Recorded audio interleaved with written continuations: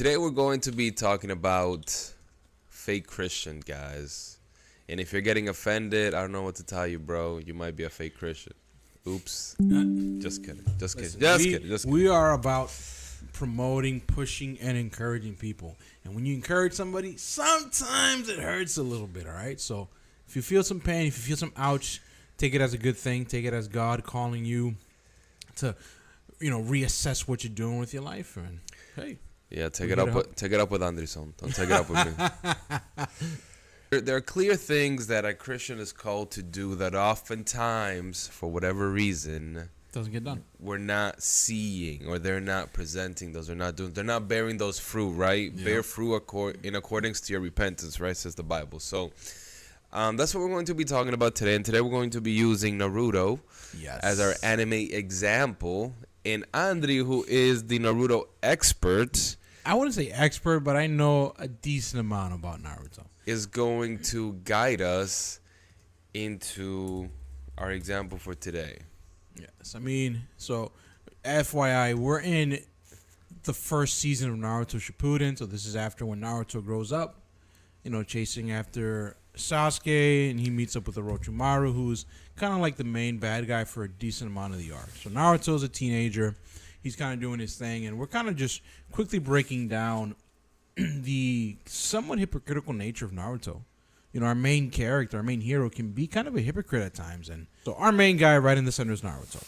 He's chasing after his boy Sasuke, who on your screen is probably going to be on the left.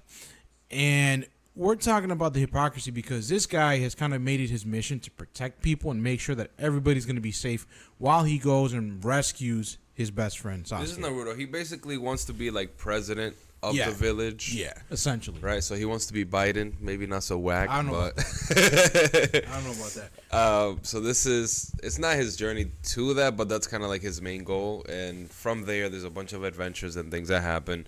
And if you don't know, they're all ninjas, by the way. Yeah. So in this case, this guy Sasuke, he kind of like turns dark evil, and then Andy's gonna fill us in on the hypocrisy that we see in Naruto. So like I was saying earlier, so Naruto's all about protecting his village and protecting everybody around him and making sure they don't get hurt. So he goes and is able to find Sasuke, and it finds the main bad guy that has him. His name is Orochimaru.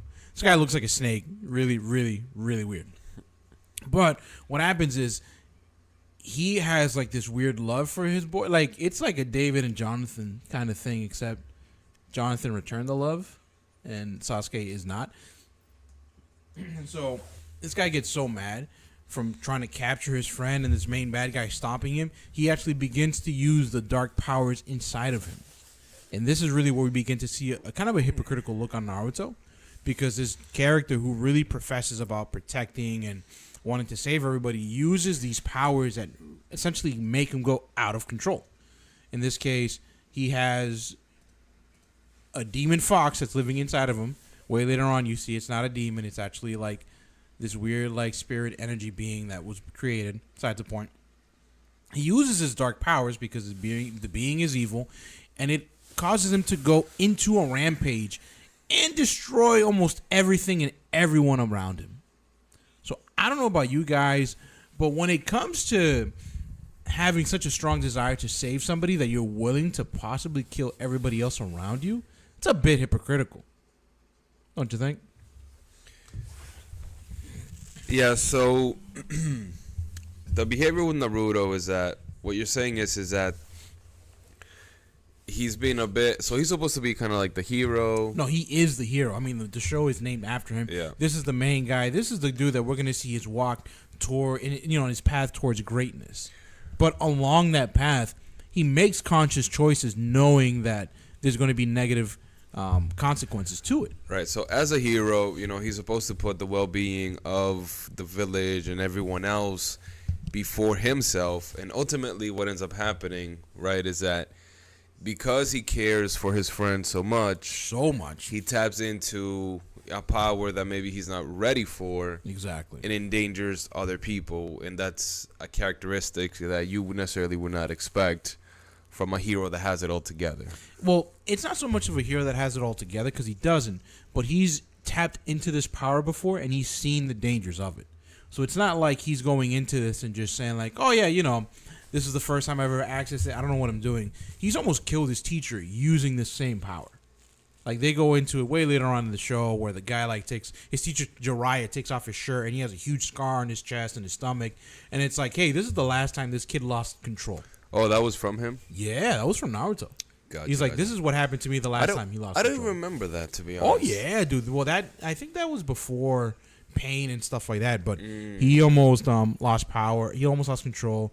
They had to put a specific ninja to watch over him that would use a specific jutsu that would actually control this power if he was to lose it. So there's been multiple occasions where he's allowed his anger to get the best of him, and that's when the fox is like, hey, what's up? I can give you some power. So how does that relate to fake Christians, Andrew? Man, there's so many different ways that we can go into this. Let's think about this for a second, right? Let's focus on the fact that he consciously knows what can happen, but yet he still dips into it. Well, let's define first what we mean when we say fake Christians, right? Yeah. Like what we're talking about is, people that profess to be Followers a Christian, of the way. profess to be a follower of Christ, yet we're not seeing these fruits, these actions that Jesus has called us all to be. And it almost calls you to question, like, dude, are these people even truly followers of Christ, or is there some type of delusion that they have fallen into where they think that they're following Jesus and they really aren't at a heart? And for today, we have actually quite a few examples that we want to talk to you guys about, and we want to hear from you in the chat. Are these things that you have seen? What has been done about them, if you've been able to help individuals? But the first one that we want to go over is lazy Christians that only go to church on Sunday. So now real quick, we cannot see or define if somebody is saved, but we get a pretty good idea off of the actions and the things that they do. We are not the ultimate callers of who's going to go into heaven and who isn't, but I think it's important to recognize that when Jesus says, if you love me, then you will follow my commandments. And that's really what we're going to hit on today. Yeah, we're called to be our brother's keeper, and we are called to judge the actions of individuals as wrong or right? That's why in the Bible we see restoration happening. We have guidelines as to how we restore a brother or sister that has fallen to sin. So ultimately, like Andre's saying, you yourself can't know 100% whether somebody is saved or not, because we don't know their heart. However, when it comes to their actions, it's more of a, hey man, what we're seeing or what I'm seeing is not indicative of a person that knows Christ. Like, you really should check yourself, right? So this is the behavior that we are exploring, talking about, and that's the heart where we're coming from, right? So when it comes to people that go to church on Sundays, we see a lot of, maybe the wife, right, is forcing the husband to come, and they're just there sitting and like, okay, I'm just gonna get through these 2 hours, and be done. Or you have, parents that are forcing their kids to come to church, and you have, the same idea where they're doing, what would you call it, like the bare minimum, right? Exactly. Yeah. So here's the thing.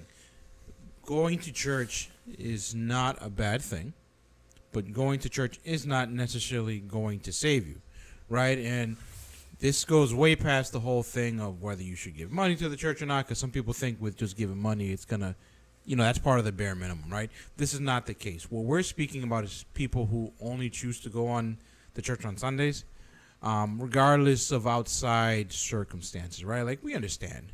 If, for example, if you're new parents and the baby is just giving you a hard time, you didn't get any sleep, understandable, right? We understand if your house caught on fire, you can't make it to church. We get that, right? But we're talking about pretty much more of like a normal situation of where it's, for some reason, every single Sunday, it's difficult to get to church. There is no like pre-planning ahead of time. Yeah, but we're talking about people that only. But that's part of it though, right? Like I think it's important to recognize, like, if you're seeing something's happening constantly all the time, like if I know me getting ready Sunday morning makes it difficult for me to make it to church on time, and I don't do anything to change it, but I'm expecting it to work like one time. coming in late. You're talking about. Yeah. That could be a behavior, right, to look at as well. I'll put a pin in that. Yeah, put a pin on that. We'll put a pin in that.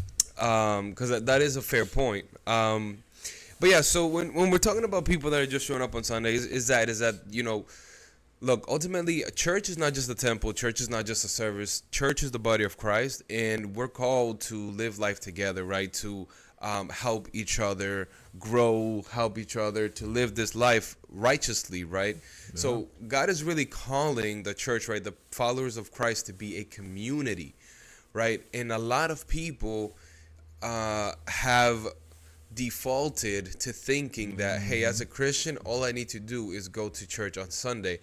And for a leader, seeing this is very concerning, and you almost ask yourself, like, man, like, what are you doing? Like, are you really committed to this walk? Like, why are we just doing the bare minimum when God calls you to do so much more? Yeah, and so in that, when Maddie's talking about the bare minimum, right, we're specifically referencing more of like the only time you get the Bible is on Sunday. Right, this goes into part of that lazy Christian mentality or lifestyle. Is like when we're not doing even something of like logging on to the Bible in the morning just to listen to the Bible or read the Bible before anything else. Like really the only time that you're spending with God is probably for the half hour when you make it to church and right before you fall asleep. And that leads to me. That leads to the other half of this that you were talking about, which I wasn't thinking about, but it's a fair point. Like, yeah. There are people that you see Sunday in, Sunday out that only show up for like the last half hour of the service. And these are not the people that are like working on Sunday or like have a commitment, but like people are just purposely just showing up for the last 30 minutes and like again, that's all they commit. This is not dogma God. That we're pushing, guys.